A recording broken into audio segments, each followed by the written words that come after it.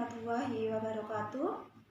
Perkenalkan, nama saya Trisa Ayu Febianti dari Pendidikan Bahasa dan Sastra Indonesia, Fakultas Keguruan dan Ilmu Pendidikan Universitas Islam Majapahit.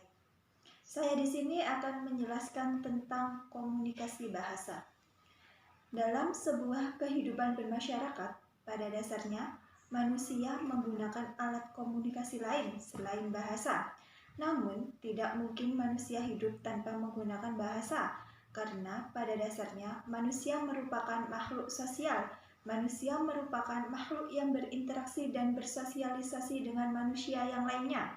Oleh karena itu, untuk memahami bagaimana wujud komunikasi yang dilakukan manusia terhadap bahasa, terlebih dahulu akan kita bahas mengenai apa itu hakikat dari bahasa, apa itu hakikat komunikasi, dan setelah itu baru kita akan masuk mengenai komunikasi bahasa. Di sini saya sudah membuat PPT tentang komunikasi bahasa. Yang pertama yaitu hakikat bahasa. Bahasa merupakan sarana komunikasi yang digunakan untuk menyampaikan maksud, ide, pikiran, maupun perasaan kepada orang lain. Dengan demikian, kita bisa dapat berinteraksi dengan Buddha, berinteraksi dengan sesama manusia. Sebaliknya, tanpa bahasa, tentu akan menyulitkan seseorang untuk menyampaikan apa yang menjadi keinginan maupun harapannya. Jadi, penting bagi seseorang untuk menguasai dan terus meningkatkan kemampuan berbahasanya. Di sini, bahasa menurut Heimers berpendapat, bahasa tidak dapat dipisahkan dari masalah bagaimana dan untuk apa bahasa itu dipakai. Dengan demikian, apa yang terjadi di dalam kegiatan berbahasa menjadi kajian yang patut untuk diperhatikan. Ia membedakan antara situasi tutur, peristiwa tutur, dan tindak tutur. Di sini yaitu situasi tutur meliputi sembarang situasi yang berkaitan dengan tutur, misalnya upacara, pertandingan, olahraga, jamuan, makan. Selain itu, situasi tutur di sini dapat terdiri dari beberapa peristiwa tutur, misalnya kuliah, ceramah, khutbah. Terus peristiwa tutur biasanya terjadi dari beberapa tindak tutur, sedangkan tindak tutur adalah tuturan yang benar-benar diujarkan.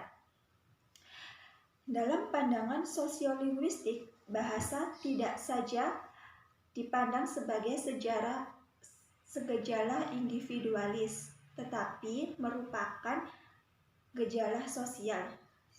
Sebagai gejala sosial, bahasa dan pemakai bahasa tidak hanya ditentukan oleh faktor-faktor linguistik, tetapi juga ditentukan oleh faktor-faktor non-linguistik.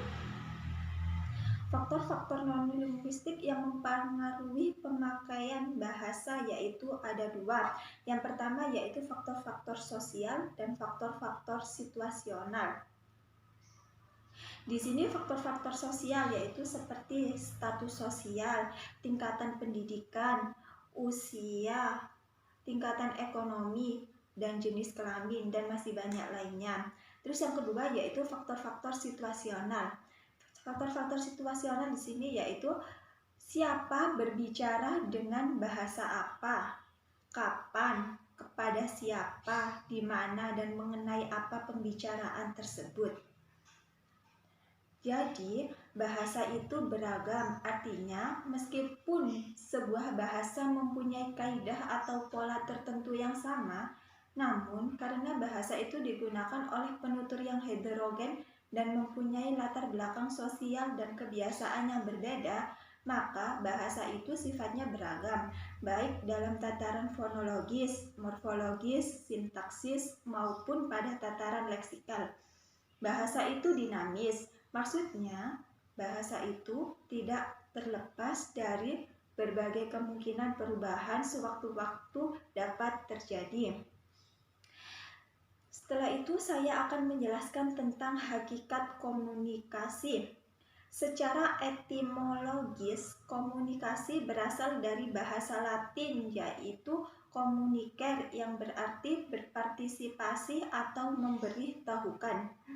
Komunikasi sendiri itu berarti menyampaikan pesan oleh komunikator kepada komunikan.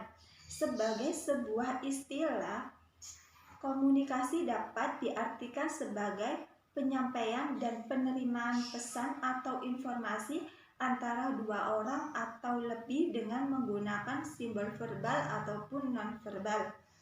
Komunikasi verbal atau kata-kata merupakan lambang-lambang abstrak yang dibuat oleh sekelompok orang tertentu dan disepakati untuk memberikan makna-makna tertentu terhadap lambang-lambang tersebut.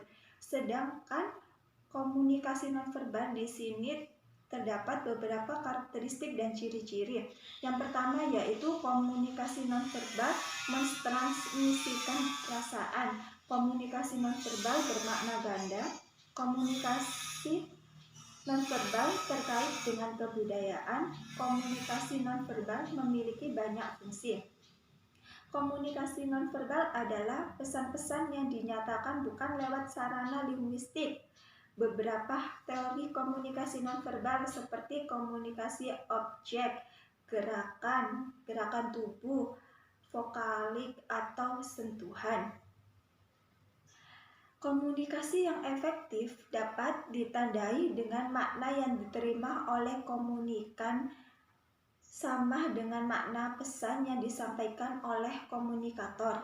Salah satu prinsip komunikasi adalah semakin mirip latar belakang sosial budaya, maka semakin efektiflah komunikasi tersebut. Dalam berkomunikasi, terdapat 3 komponen yang harus ada dalam setiap proses berkomunikasi. Yang pertama yaitu pihak yang berkomunikasi, yakni pengirim dan penerima informasi yang dikomunikasikan. Yang kedua yaitu informasi yang dikomunikasikan.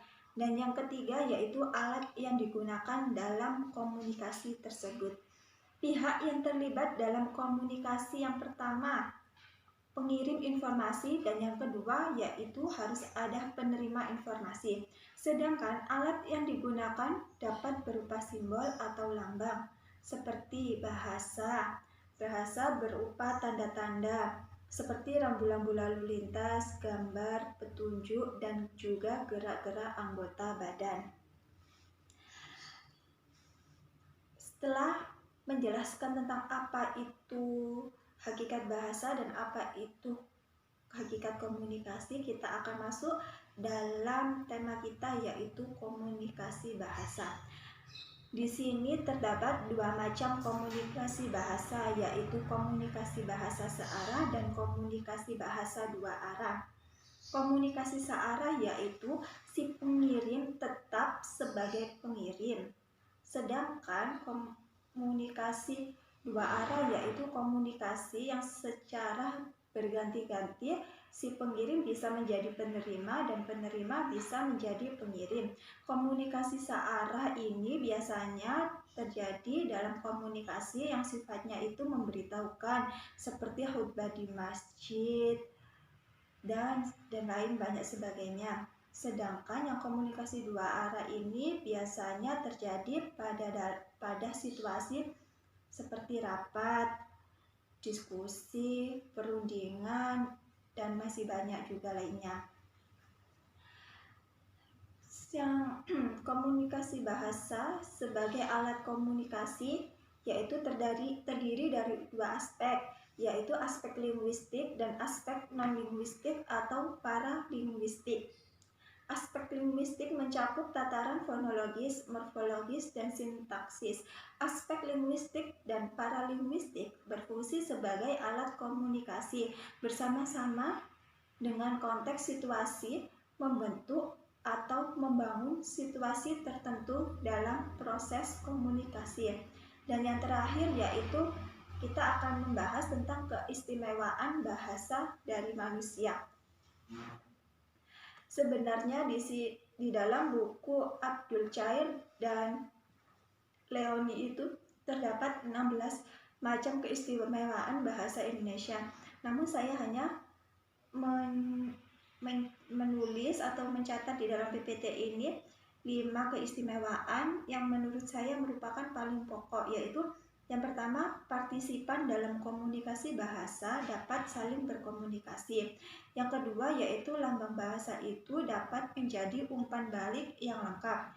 Yang ketiga, yaitu komunikasi bahasa mempunyai spesialisasi.